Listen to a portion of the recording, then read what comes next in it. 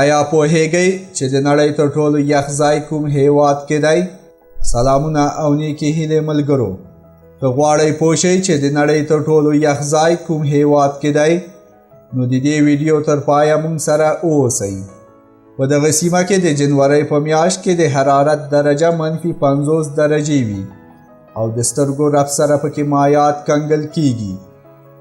د دغه ځای اوسیدونکي په خپلو کورونو کې د اوبو پایپ نه لګوي، ځکه ویره لري چې د یخ له کبله پایپ ونه چوي.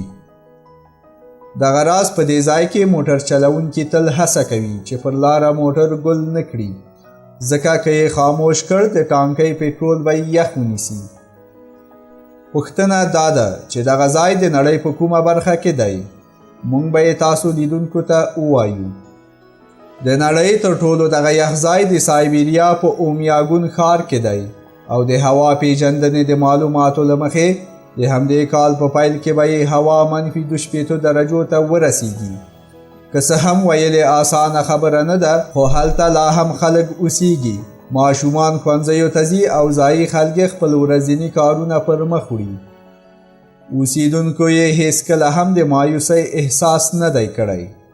ماشومان تر هغه وخت پورې ښوونځیو ته ځي چې د حرارت درجه پکې له منفي 50 نه لوړه شوې نه وي.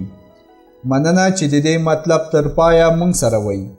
تاسې کولی شئ چې خپلې تبصرې موږ سره په کامنټ کې شریکې کړئ. ستاسو د تبصرو او وړاندیزونو په هیله